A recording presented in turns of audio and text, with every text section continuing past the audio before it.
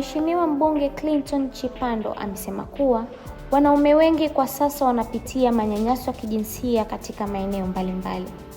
Amesema kuwa wakati mwingine kijana wa kiume hukosa kabisa maamuzi kwenye familia na kuogopa kufukuzwa ama kusitishiwa mahitaji, jambo ambalo siyo sahihi kwa mwanaume kukubaliana na hali hiyo ya kulelewa.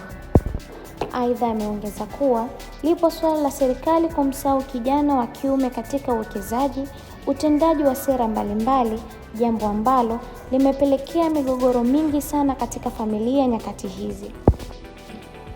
Naomba wanisikilize ili wajifunze, wajue ni yapi tunapitia sisi wanaume kupitia tunayoteswa na wanawake. Wakati unamtetea mwanamke kuhusiana na ukatili wa kijinsia, ni lazima na yeye mwenyewe umfundishe namna ya kutojiingiza kwenye ukatili wa kijinsia. Yapo mambo ambayo yanafanywa na wanawake yanawaingiza automatically kwenye ukatili wa kijinsia, na nitayataja hapa.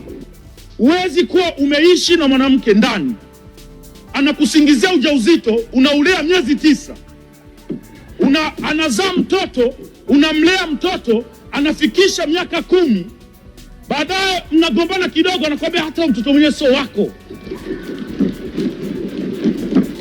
Ipo namna mwanaume yote, ipo namna ambavyo mwanaume anaweza kureact katika hasira, na kuna wanaume wanaweza kuvumilia hasira, na kuna wanaume wengine wakati wanapambana na hilo neno ulilomwambia unatokea ukatili wa kijinsia. Kwa hiyo tuwe wa kweli, wakina mama. Mimba sio ya mtu, mwambie, usimbebeshe mzigo mwanaume ambao sio wa kwake.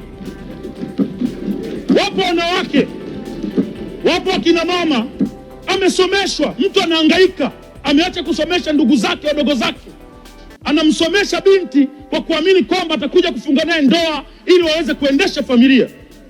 Akishamaliza kusoma, anamuona yule mwanaume hafai, anamgeuka. Ukimgeuka huyu mtu, familia yake yote inamwambia tulikuambia. Mwisho wa siku haya matendo yanaleta hasira kali sana kwa wanaume. Mimi sitaongelea hapo mwanaume kupigwa, kwamba wanaume wanapigwa na wake zao, hayo mambo. Wanaume kupigwa, hiyo ni nguvu ya mwisho, hiyo ni mlevi huyo.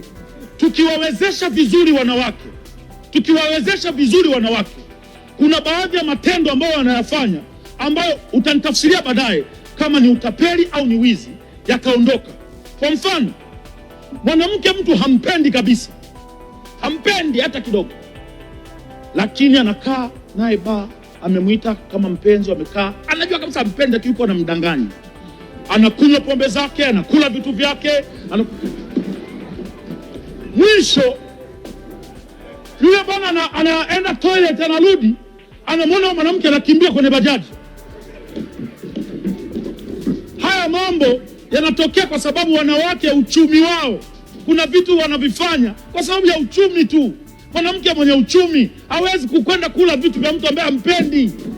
Mama Goti, mwasaidie wanawake wawe na hela ili kupunguza hivi vitu. Mtu wanaimba paka nyimbo, mtu anajua kabisa huko sitoenda, unamwambia unakuja saa ngapi, tukutane wapi, mnakubaliana, nitumie nauli, unatuma 50, anazima simu na kublock, anaambia si wizi huo.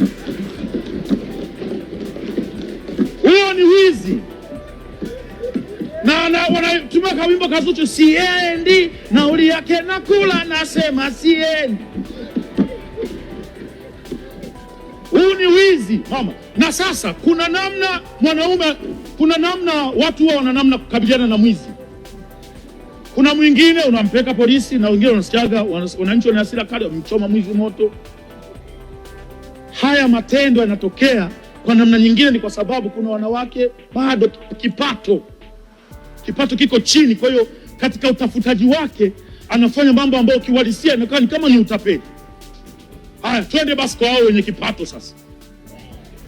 Wale wenye kipato, kuna mwanamke akishapata pesa anabadilika kwamba yeye ndo mwanaume kwenye nyumba. anataka kumpeleka mwanaume na kumdhalilisha, kumwonyesha kwamba wewe si lolote si chochote. Jamani, Mwenyezi Mungu ametuumba tofauti. Mwanaume ni mwanaume tu. Kuna muda ukifika, uwe na pesa usiwe na pesa, mheshimu mume wako. Kuna ubaya gani?